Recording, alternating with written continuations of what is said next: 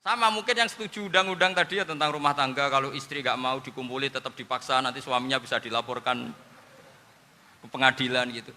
Saya pasti mikir saya bukan masalah pengadilannya, pasti istrinya cantik. Kalau jelek kan nggak mungkin dipaksa. Ini ketularan ya. Jadi saya cara berpikir tuh, jadi tak pikir lucunya saja, bukan pikir seriusnya. Ketularan ya, sudah ketularan ini. Karena keburukan itu mudah nular.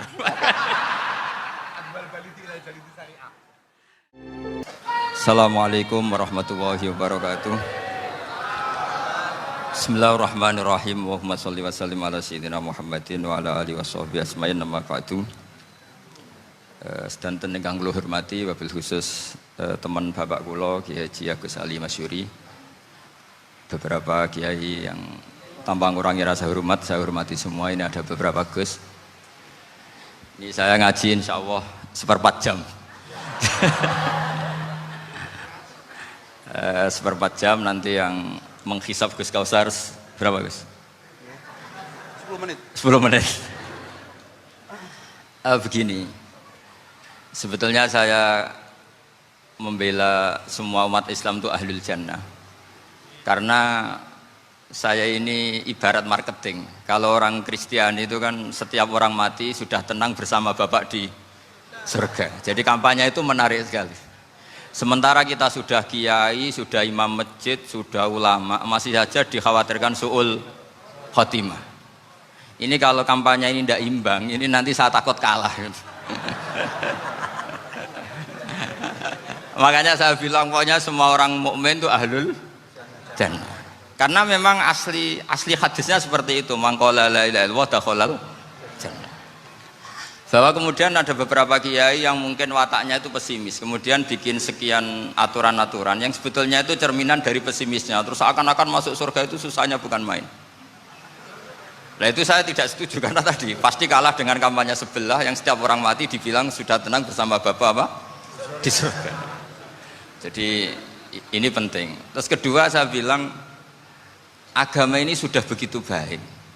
Masa kunci surga sudah dibocorkan, miftahul jannah la ilaha illallah. Masa sudah pegang kuncinya nggak jadi masuk surga, itu kan aneh. Ya sudah masuk saja, tapi tidak usah minta bantuan saya, masuk aja. Kan sudah pegang kuncinya. Terus ketiga, kenangan terburuk saya ketika jadi kiai itu gini, saya ada beberapa guru SD datang ke saya. Ini agak-agak masalah besar. Gus boleh enggak buka ujian nasional yang masih disegel? Semua guru bilang nggak boleh, itu kriminal kan. Ada satu guru yang bikin analogi agak kacau. Boleh saja. Wong ujian di kuburan saja dibocorkan para kiai nggak apa-apa. Itu.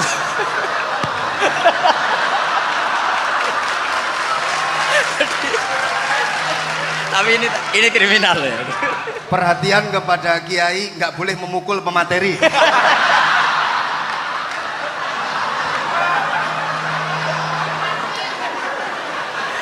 Jadi tentu itu analogi yang salah kan.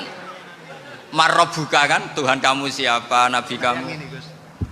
Tuhan kamu siapa, Nabi kamu siapa, imam kamu siapa. Ini kan sudah dibocorkan oleh para kiai. Artinya apa? Nak raiso jawab kebablasan gitu. Terus guru ini berpikir kalau ujian akhirat sekrusial itu saja bisa dibocorkan, kenapa ujian nasional tidak boleh? Tentu ini kias yang salah, saya tidak ngajari seperti itu. Tapi saya ngajari ke kalian betapa mudahnya masuk surga. Kunci jawaban sudah dikasih, kunci pintu masuk sudah dikasih. Kok sampai tidak masuk, ini kebablasan. Paling salah gurunya. Jadi ini kenapa saya sering cerita orang mukmin semuanya itu min ahlil jannah, itu saya jamin. Sama tidak usah takut su'ul khotimah, tidak usah takut berlebihan seperti itu. Karena setahu saya, setidaknya saya mewakili ulama zaman ini. Rata-rata guru kita ini bermadzhab Syadzili dalam berkeyakinan berpikir tentang Allah. Di antara ini yang mulai saya ngomong serius, supaya tadi kan guyonannya sudah diambil Gus Reza sama Gus Kausar. Saya tahu kenapa mereka guyon. Kalau ngomong serius takut kalah sama saya.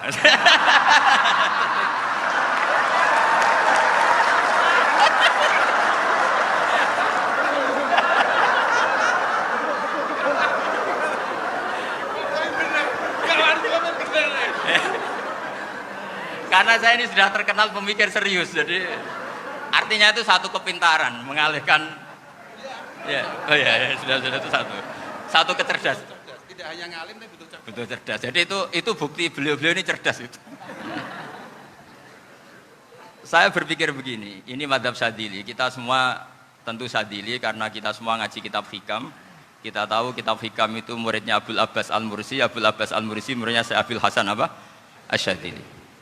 Saya masih ingat betul makalah itu dan saya ulang-ulang. Setiap saya ngajar di sarang saya ajarkan itu.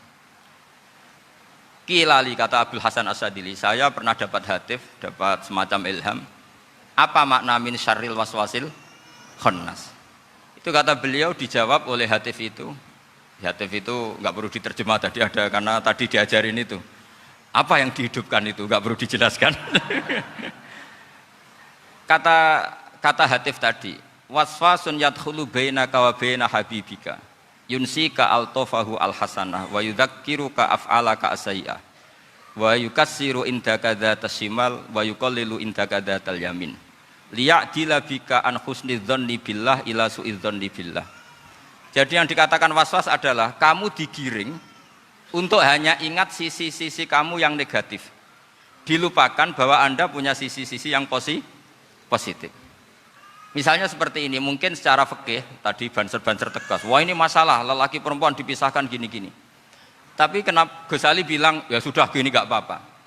Sebetulnya ada rukhsah itu karena ini di depan umum. Yang paling pantangan Nabi itu la yakhluwanna rajulun bimra'atin. Ini ada yang menjaminnya gitu. Malah khawatir saya di sini dipisah tapi setelah berduaan nggak bisa. Jadi toleransinya karena ini di depan umum. Itu masih ada toleransinya. La yakhluwanna rajulun bimra'atin. Begitu juga ketika kita dosa, misalnya kita dosa. Orang Islam setiap dosa itu pasti ingat salahnya, kemudian istighfar. Dan ketika satu kebaikan dibandingkan keburukan, itu kata semua ulama, karena sayyi'ah itu bernilai 1, kebaikan bernilai apa? 10. Itu masih surplus berapa? 9. Jadi itu cara berpikir Abul Hasan Asy-Syadzili. Kenapa kamu harus berpikir positif tentang Tuhan? Sekali berpikir tentang negatif, itu bahaya betul. Misalnya begini, kamu berpikir, tak rewangi, jadi kiai, sujud, rukuk, ternyata aku tetap lebu neraka, gunanya apa? Itu menurut saya kan nggak punya akal. Sujud itu satu kelaziman menghamba kepada Allah. Normalnya seorang hamba itu ya sujud. Kemudian gara-gara kamu ingin masuk surga, terus logika kamu dibalik, gunanya apa saya sujud? Ternyata saya masuk neraka. Itu pertanyaan yang benar-benar bodoh dan itu menjadikan Allah benci. Logikanya dibalik begini. Ini saya ngomong serius karena ini bentuk kemenangan saya ini bentuk kemenangan saya. Saya berkali-kali ngomong di kota pelajar di Jogja karena banyak pengujinya juga. Bukan sekedar pendamping tapi penguji. Banyak yang profesor, bukan sekedar dokter, banyak yang profesor. Jadi biar ini dok. Begini, saya pernah ditanya sama seorang dosen, Gus, saya ini ngaji hadis banyak, tapi ada yang saya tidak paham, yaitu mangkola la ilaha illallah dakhalal jannah, ada kalimat wa in zana wa in saraka. Meskipun pernah zina, pernah maling. Ini kan seakan-akan mentoleransi perzinaan dan pemalingan. Terus saya bilang, oh makna hadis itu seperti ini. Jadi kebenaran absolut, kebenaran yang mutlak itu tidak akan terganggu oleh status perilaku seseorang. Saya berkali-kali memberi contoh. Orang yang ditangkap KPK akan bilang 1 tambah 1 2. KPK-nya juga bilang 2. Rivalitas dalam politik, Pak Prabowo ya bilang 2, Pak Jokowi juga bilang 2.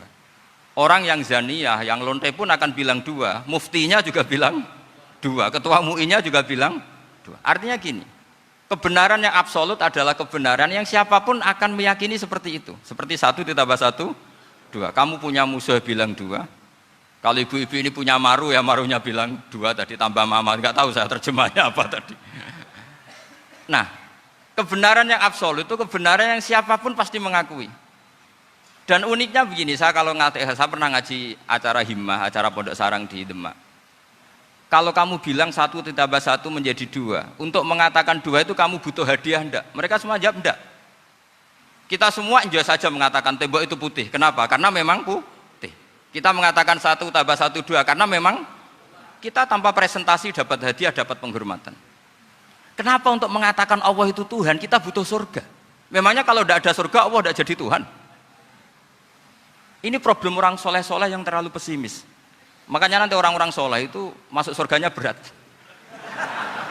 Tapi kalau orang alim lebih gampang kira-kira seperti itu. Iya, karena kan imannya lebih bagus. Dalam hadis qudsi Allah ini yang dibuli orang-orang soleh. Laulam akhluk jannatan wala naron alam akun ahlan an uto'ah, dalam hadis qudsi itu. Kalau saja saya tidak menciptakan surga dan neraka, apa saya tidak jadi Tuhan yang perlu ditaati? Apa kalau kamu tidak saya kasih uang 1 juta terus bilang 1 tambah 1 11? Enggak kan? Tetap bilang berapa? 2. Kalau kebenaran absolut yang 1 tambah 1 kamu bilang 2 meskipun tanpa mendapat hadiah. Kenapa untuk bilang Allah Tuhan kamu butuh hadiah surga? Itu kan serah ikhlas belas. Makanya saya terus mengajarkan ikhlas. Ikhlas itu bisa dilatih dengan akal, dengan pikiran, bil ilmi lah. Harus dilatih. Nah di sini ini momen atau makna yang mestinya harus difahami wa inzana bahwa kalimat ini sah meskipun dilafatkan seorang yang pernah zina. Sama seperti 1 tambah 1 2 sah, diucapkan siapa saja sah. Dan siapapun akan mengucapkan itu secara ikhlas. Ini penting saya utarakan. Sehingga setelah ada firqah-firqah takfiri yang mengatakan orang megang keris itu syirik, ke kuburan syirik, ini syirik. Itu salah besar. Salahnya adalah tadi kalimat-kalimat atau kebenaran-kebenaran absolut ini sudah jadi sibghatullah man ahsanu minallahi sibghah. Kalimat ini begitu absolut di hatinya orang mukmin. Sehingga ketika terganggu oleh hal-hal yang adat istiadat kayak pegang keris, kayak apa, ini tidak mengganggu. Tetap kualitas iman ini di atas keyakinan adat membawa apa keris. Kalau orang membawa keris menjadi syirik karena percaya sama makhluk. Orang misalnya kejawen kalau nggak bawa keris nggak nyaman. Orang kota itu kalau nggak bawa ATM juga nggak nyaman. Itu tidak dihukumi syirik. Kamu pergi lupa bawa HP nyaman enggak? Enggak, kenapa tidak dihukumi syirik?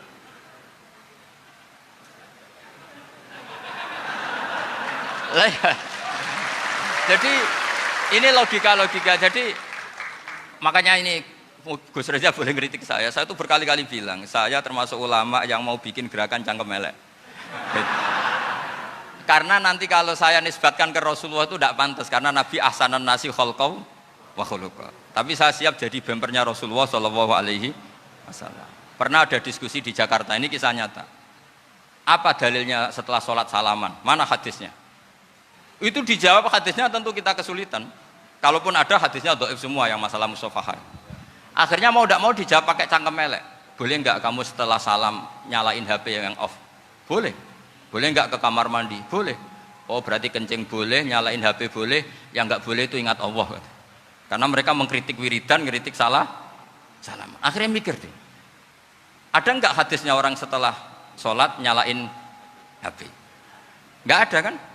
Tapi mereka nyalain HP enggak hambatan, tapi untuk salaman masalahkan. Ke kamar mandi boleh, tapi untuk wiridan enggak boleh. Akhirnya mereka sadar, oh iya. Lama-lama dibisiki gini yang kelompok itu. Kamu itu korban aliran supaya kamu enggak ingat Allah, ingatnya HP-nya. Sehingga orang wiridan kamu kritik, orang nyalain HP enggak kamu kritik. Itu kelompok itu adalah kelompok orang-orang yang supaya orang Islam itu lupa Tuhannya. Itu gerakan cangkem elek, tapi jadikan orang sadar. Jadi ini penting. Jadi kalau kamu tidak bisa bela agama dengan jalan yang lurus karena tidak bakat gitu, nggak apa-apa pakai cangkem elek tadi. Karena nggak mungkin gerakan ini dinisbatkan kepada Rasulullah Shallallahu Alaihi Wasallam. Kalau soal sanad, saya punya sekian sanad tentang itu, tapi tidak usah kamu ikuti. Ada orang tanya, ya Pak Kiai kalau setan dibakar di neraka panasan enggak? Ya panasan. Loh kan setan dari api, ngapain harus panasan? Kan materinya sama.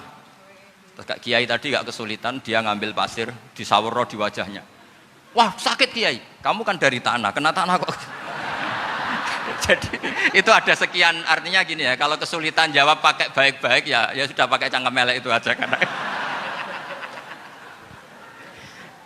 Tapi tentu kan gerakan ini tidak mungkin dinisbatkan kepada para nabi. Tapi saya pastikan meskipun nggak bisa dinisbatkan kepada para nabi dari segi cangkem elek tadi, Tapi secara semangat itu sama. Saya punya sekian contoh. Benar Gus Riza tadi gojok saya sengawur-ngawurnya itu masih punya sanad. Itu pas saya ngawur pun masih punya apa? Sanad.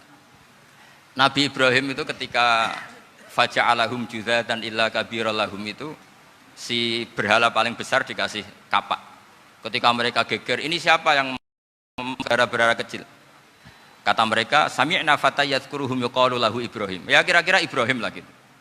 Terus setelah Ibrahim didatangkan, siapa yang melakukan ini semua? Ini jawaban Nabi Ibrahim, bal fa'alahu kabiruhum hadza. Ya tanya yang bawa pedal, saya kan tidak bawa kan.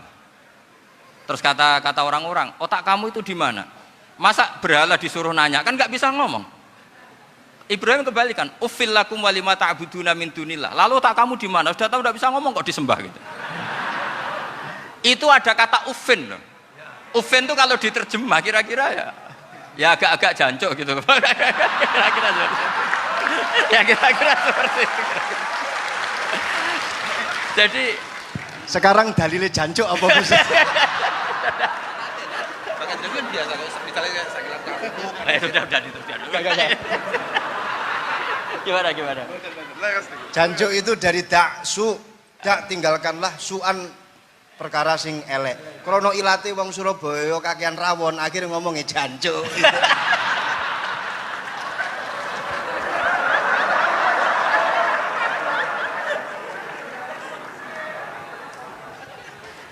Jadi mulai dulu melawan kebatilan itu harus pakai logika yang vulgar. Karena memang nggak mungkin dengan bahasa-bahasa priayi itu nggak mungkin. Dan ini penting saya utarakan. Nah, kalau nanti nggak mungkin dinisbatkan kepada Rasul karena Nabi adalah ahsanan nasi khalqa wa khuluqa, kita yang ngambil alih saja. Gus Reza, saya, Gus Kaustan ini cara cangkem elek kan pantas. Luas. Selain bakat ya sudah natural. Karena memang itu cara kita menjelaskan kebenaran. Saya ulang lagi, itu cara kita menjelaskan apa? Kebenaran. Mau tidak mau. Saya pernah ditanya sama seseorang, Gus, beberapa nabi itu kan poligami. Poligami itu bukti hiperseks. Karena yang tanya itu orang nasionalis yang nggak pati senang Islam. Terus tak balik tanya, perempuan itu makhluk lemah enggak? Ya lemah. Kalau nolong lama satu itu gimana? Ya baik. Kenapa nolong dua jadi tidak baik? Harusnya kalau nolong tiga tidak baik. Tapi saya tidak dukung poligami. Ini cerita. Setidaknya mereka jadi ingat. Saya itu pernah ditanya agak-agak orang ateis.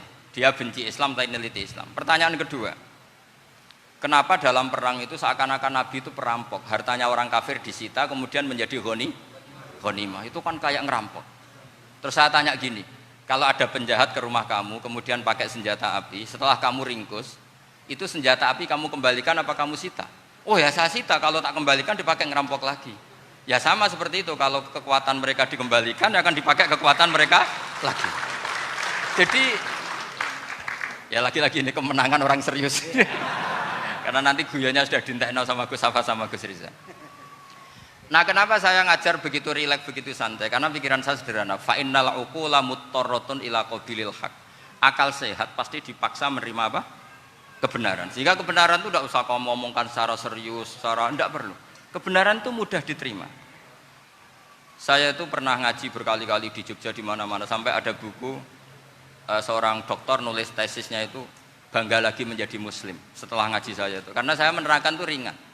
Orang Islam itu harus mencintai Allah. Ciri utama cinta itu tidak tegang, rileks. Saya bilang begini, kalau kamu pernah 1 tahun digratisi orang rumah, makanan, kamu kira-kira itu mudah nggak mencintai orang yang berjasa sama kamu minjemin rumah dan ngasih makan gratis? Mudah kan? Apalagi kita ini mudah mencintai orang yang minjemin mobil 1 tahun, ngasih rumah 1 tahun, apalagi selamanya. Kenapa kita tidak mudah mencintai Allah yang memberi kita bumi, air, oksigen, semuanya kita dikasih Allah? Akhirnya mereka mikir, wong mencintai seseorang yang ngasih dalam durasi 1 tahun saja mudah, apalagi mencintai Allah yang ngasih kita tanpa batas. Itu disebut walladzina amanu asaddu hubbal lillah. Orang mukmin itu mudah sekali mencintai Allah. Caranya dilatih tadi. Kita mudah mencintai orang yang berjasa sama kita. Kenapa tidak mudah mencintai Allah yang tentu jasanya lebih besar? Nah, karena akhir-akhir ini banyak orang yang terlalu nazir, terlalu apa? Kata Nabi kan basyiru walatu nafiru yasiru walatu asiru. Sehingga saya bikin gerakan. Pokoknya semua orang mukmin pasti masuk surga. Nanti soal ada kesalahan-kesalahan kecil yang menjadikan orang su'ul khotimah itu sifatnya kehati-hatian. Jangan menjadi hukum. Hati-hati itu tidak menjadi hukum. Kalau kamu nyupir hati-hati itu bukan berarti pasti kecelakaan, enggak. Hati-hati itu ya hati-hati saja, tidak menjadi hukum. Ini penting saya utarakan karena kubu sebelah kampanyenya sudah tadi, setiap mati mesti tenang bersama Bapak di surga. Sementara kita mau kampanye, kamu sholat tidak mesti diterima, haji tidak mesti diterima, jadi kiai tidak mesti masuk surga. Coba kalau kita kampanye gitu terus, yang mau jadi muslim itu siapa? Jadi ini sudah tak perhitungkan matang-matang, saya milih macam seperti itu. Ya ini saya pikir sudah, ini pembandingnya supaya punya waktu. Saya suka sekali. Nah ini yang sesi terakhir ya, sesi terakhir. Saya akan cerita fikih karena Nyun sewu Gus, ada iklan sebentar dari ibu-ibu, pentolan mic kurang dekat ke mulutnya Gus Baha. Sehingga suaranya tidak terdengar sampai ke belakang. Oh, gitu, pentolannya didekatkan Gus ke mulutnya. Ini kalau ngomong konotasinya itu mesti nyerempet. Sudah apa ya? Sudah ahlinya di situ. Ya malah kayak di situ.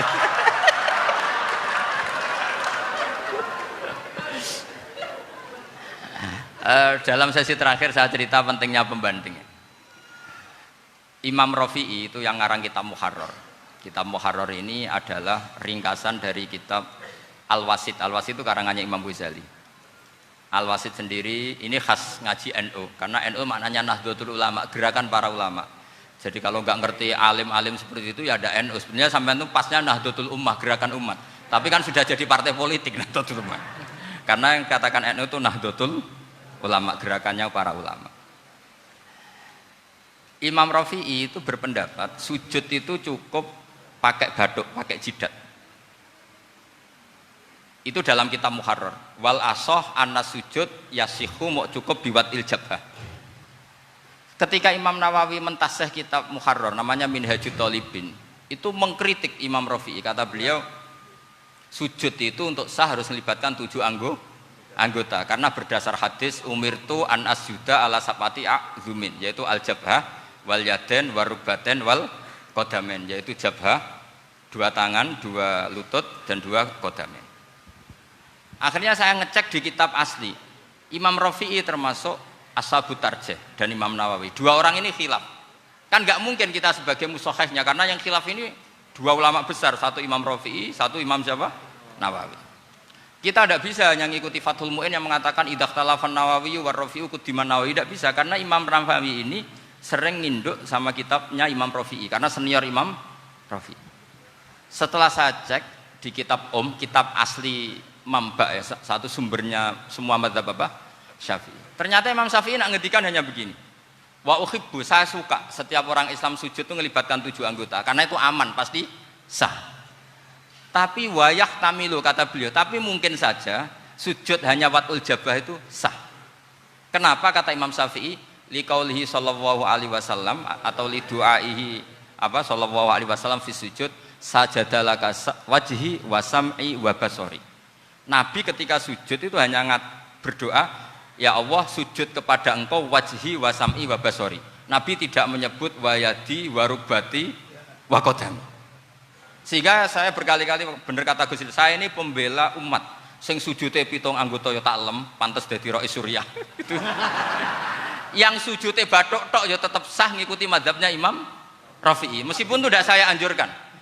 Tentu tidak saya anjurkan. Alasannya Imam Syafi'i tadi, Rasulullah pernah berdoa dengan kata-kata sajadalaka wajhi, bukan diteruskan wayadi warubati wakodam. Sehingga fal khilaf huna bakin ala khiddati kalau dalam bahasa fikih. Khilaf biar tetap sesuai aturan khilaf masing-masing. Enggak perlu kamu menggugurkan pendapat Rafi'i yang mengesahkan sujud hanya pakai jabah. Ini penting karena tadi seperti saya katakan, yang sujud anggota pitu ya masuk swarga mergo pintere, sing nganggo bathuk tok yang mlebu swarga mergo gobloke tadi, karena aksaru ahlil jannah al-bulhu. Nah ini madzhab saya. Jadi saya itu ingin umat Islam itu baik-baik saja. Iya betul, madzhabin jenengan. Ya. Karena Karena tidak mungkin lah kita tidak bela Islam di zaman akhir, tidak mungkin, karena di kubu sebelah kampanyenya sudah seperti itu. Kalau kita ngomong ikhtiyat, kiai ra mesti mlebu swarga, sing salat ngethuk ra mesti husnul khotimah, wah akan jadi repot. Saya ini pengagum teori ikhlas, dilatih bil ilmi, saya ulang lagi, dilatih bil ilmi. Saya ini malunya tadi saya mengatakan 1 tambah 1 2 itu meskipun tidak ada yang memberi hadiah tetap saya katakan 2. Saya mengatakan air itu dingin, tidak ada yang ngasih hadiah, saya akan bilang kalau air itu dingin, kalau api itu panas. Untuk hakikat-hakikat seperti itu saja saya jujur tanpa ingin imbalan. Tapi ketika hakikat mengenai Allah kok saya minta imbalan surga dan neraka, ini apa-apaan? Kira-kira gitulah, roh suriah macam apa gitu.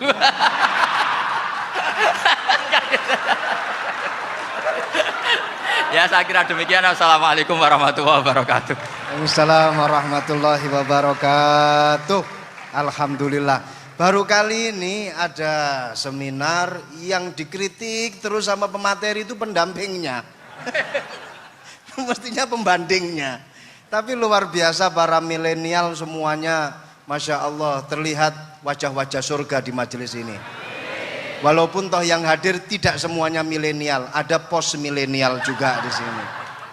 Ada yang Gus dan juga ada yang Kiai. Kalau Gus biasanya kan masih bisa tolah-toleh, kalau Kiai harus fokus. Tapi yang paling fleksibel di PWNU Jawa Timur, yang paling enak itu adalah beliau, Kiai Haji Agus Ali Mazhuri. Enaknya pripun? Dadi kiai ya iso, dadi Gus ya iso. Itu posisinya paling enak di antara pengurus-pengurus yang lain. Tepuk tangan untuk beliau, enggak apa-apa. Langsung saya buka pertanyaan, yang ditanya 2 orang, jangan pendampingnya. Yang ditanya 2 orang. Kalau enggak Gus Baha, Gus Kausar. Saya hitung sampai 10, nggak ada pertanyaan, kita tutup dengan doa. 1, 10. Ada yang 2 mawon nggih, pertanyaannya 2. 1, monggo. Yang perempuan, saya ingin yang perempuan, monggo. Sudah 2, silakan.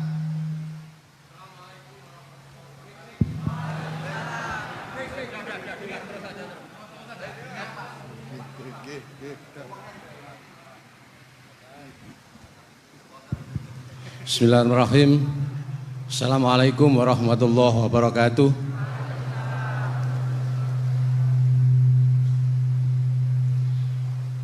Yang saya ingin tanyakan kepada Gus Baha, saya itu sering ngaji lewat YouTube panjenengan Gus.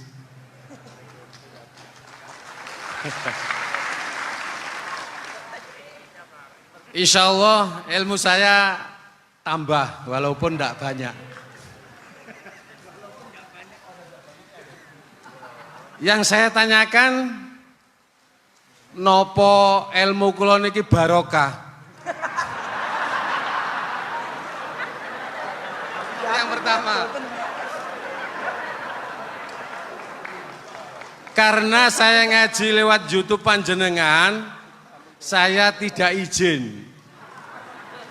Untuk itu hari ini saya izin panjenengan, mudah-mudahan ilmu ingkang saya dapat dari panjenengan niku saged barokah niku Gus.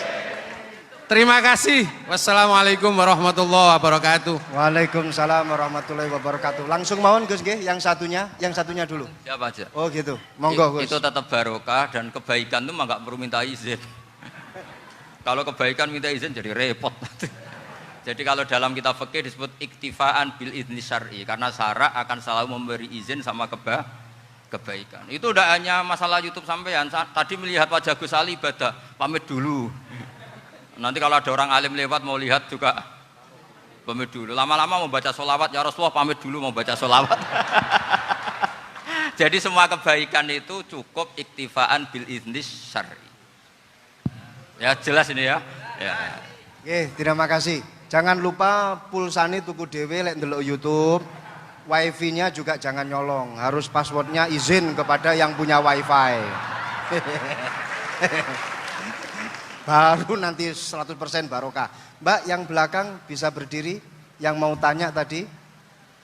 Ya, silakan. Bismillahirrahmanirrahim. Assalamualaikum warahmatullahi wabarakatuh. Mohon izin Yai Gus, saya di sini mau tanya, selain sebagai pelajar santri, saya juga sebagai seorang mahasiswi di salah satu universitas di Surabaya. Yang saya tanyakan sebagai pemuda milenial, kita semua tahu bagaimana keadaan demokrasi negara Indonesia saat ini. Yang saya tanyakan, bentuk dari hubul waton minal iman. Hubul waton di sini, bolehkah saya sebagai seorang mahasiswi menyuarakan pendapat saya, berjuang bentuk ijtihad demi keadilan berupa demonstrasi?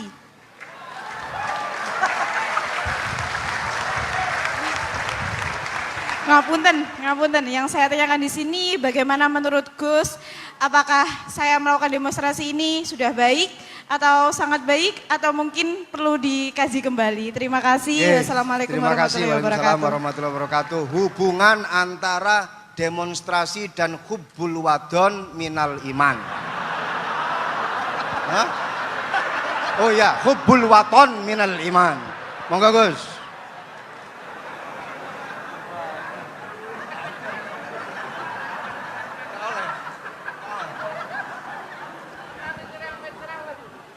Ini benar-benar ahli.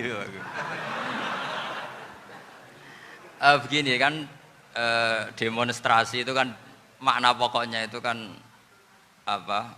Memperlihatkan. Makanya demonstrasi kekuatan maknanya ya show ya, memperlihatkan satu apa? Kekuatan.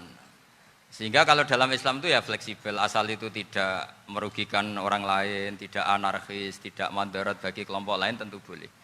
Bahkan kalau tidak apa? Menyuarakan suara kita tentu dengan cara-cara yang tetap islami ya, itu malah kita disalahkan karena berarti tidak ikut bertanggung jawab terhadap proses bernegara, tapi tentu disuarakan secara konstitusional dan secara baik. Kemarin pas demo di Jogja yang ramai itu masalah rancangan KUHP itu, rektor UI juga ketemu saya, pamit Gus mau demo aja ya, tapi yang baik dan sopan kan. Karena begini ya, di Quran itu ada ayat walau la dafwahinna safa'atuhum bi ba'dil fasadatil ard. Jadi kekuatan manapun itu harus dikontrol. Tentu kontrol itu macam-macam. Tapi tentu saya ulang lagi, jangan anarkis, jangan melakukan sesuatu yang kontraproduktif. Jadi menurut saya pernah ditanya, Gus kalau pemerintah itu didukung 90% rakyatnya bagus enggak? Ya bagus, berarti presidennya hebat, didukung mayoritas rakyat. Kalau hanya 55 ya bagus, presidennya biar tahu, biar hati-hati karena dipilih separuh lebih sedikit gitu. Lah kok bagus semua? Ya emang harapan kita sama Allah semuanya baik semua kata saya gitu. Jadi susahnya apa sih kita melihat sesuatu itu, asal agama ini kan gampang, asal tidak maksiat itu baik. Asal gak maksiat itu baik. Ma khuyyira Rasulullah baina amrayni lakhtara aisarahuma malam yakun isman. Jadi demo itu bukan, nah kalau demo yang diharamkan sebagian fatwanya ulama tentu yang maknanya yang anarkis. Kalau yang dihalalkan tentu maknanya yang tertib. Itu biasa dalam hukum fikih.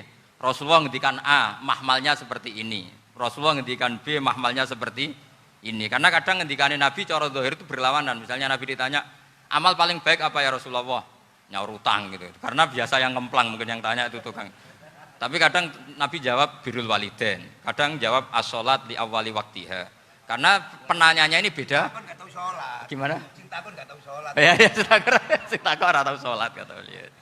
Kan gitu. Jadi ini penting saya utarakan karena zaman Nabi itu ya biasa Nabi misalnya ngendikan sesuatu gitu. Terus ada juga sahabat yang memperlihatkan pendapatnya. Tapi tidak niat bantah. Masyhur itu dalam tarikh. Saya beri contoh yang masyhur itu. Nabi pernah sholat duhur itu 2 rakaat. Sebagian riwayat mengatakan asar, tapi yang lebih kuat itu duhur. Setelah 2 rakaat Nabi sholat, itu akabirus sahabat papan atas itu tidak ada yang ngendikan karena mereka sopan semua, tahu etikal. Setelah Nabi pulang sudah dekat pintu, ada sahabat yang berdiri. Ya Rasulullah, aku siroti sholatu amnasita. Ini sholat model kosor, apa engkau lupa? Tapi sahabat yang nggak tanya, ini niatnya malah lebih agak-agak buruk. Baguslah kalau sholat terbaru 2, berarti besok ya 2. Karena pakai teori nasah mansuh, berarti hukum itu pakai yang terbaru. Jadi gayanya tidak tanya tapi lebih sama. Mungkin yang setuju undang-undang tadi ya tentang rumah tangga, kalau istri nggak mau dikumpuli tetap dipaksa, nanti suaminya bisa dilaporkan ke pengadilan gitu. Saya pasti mikir saya bukan masalah pengadilannya, pasti istrinya cantik. Kalau jelek kan nggak mungkin dipaksa. Ini ketularan. Jadi saya cara berpikir tuh, jadi tak pikir lucunya saja, bukan pikir serius. Ketularan ya, sudah ketularan ini. Karena keburukan itu mudah nular. Akhirnya Nabi kembali lagi, enggak, kullu dzalika lam yakun, semua itu enggak terjadi. Tapi Nabi sebagai orang yang sangat, ya sebenarnya enggak boleh dibahasakan sangat demokratis, sangat bijak. Nabi kembali lagi ke mimbar terus tanya, ahakun maqalahu Dzulyaden, apa betul yang dikatakan Dzulyaden tadi? Kata sahabat semua, betul ya Rasulullah, tadi engkau sholat hanya 2 rakaat. Nabi kemudian takbir lagi, meneruskan 2 rakaat terus salam. Artinya kalau demonstrasi itu dengan makna mengutarakan pendapat dengan cara yang dijamin konstitusi, ya itu kan normal-normal saja, nggak ada masalah. Saya pernah derekno bapak, itu ada pertanyaan yang benar-benar mengusik saya. Ada orang miskin datang ke bapak, Pak Yai, dadi wong melarat itu ra enak. Sajane ya wis suwe dadi wong melarat ra enak. Itu pas Ramadan. Kenapa kata bapak? Bapak saya itu teman akrabnya Gus Ali, itu senengannya ya guyon, mau meninggal aja masih guyon. Bapak itu guyon terus. Kenapa aja? Sudah puasa nggak makan, buruh orang, macul itu kan berat. Mau istirahat nggak boleh karena buruh orang. Enak jadi wong sugih puasa diam di rumah gini-gini terus. Terus kata bapak saya gini, enak wong melarat. Jadi wong sugih nak puasa berat. Kok sakit ya? Esok mangan pecel, awan rawon, enggak sore sidik sate. Jadi yang harus ditinggalkan itu banyak. Nak sampean kan biasa meninggalkan itu semua. Semenjak itu dia, oh iya, nak ngono podo-podo abot. Jadi hasutnya pada orang kaya terus nggak ada. Nah ini pentingnya ilmu, jadi pentingnya pendamping tadi itu. Setelah diberi jelasan, oh maturun ternyata podo-podo abot gitu. Dia nggak tahu susahnya jadi orang kaya. Ya sama seperti tadi, ya saya puasa, kerja gini-gini, bojo sitok elek, terus dari yang bojone 4 cantik semua abot aku. Karena harus ninggalkan 4 yang cantik tadi, yang bisa menghidupkan tadi itu. Itu kan juga demonstrasi, artinya mengutarakan apa yang, jadi itu saya pikir seperti itu. Ya ini, pokoknya gitu aja ya. Assalamualaikum warahmatullahi wabarakatuh. Waalaikumsalam warahmatullahi wabarakatuh. Tepuk tangan untuk beliau. Kita doakan semoga beliau sehat walafiat, panjang umur, jembar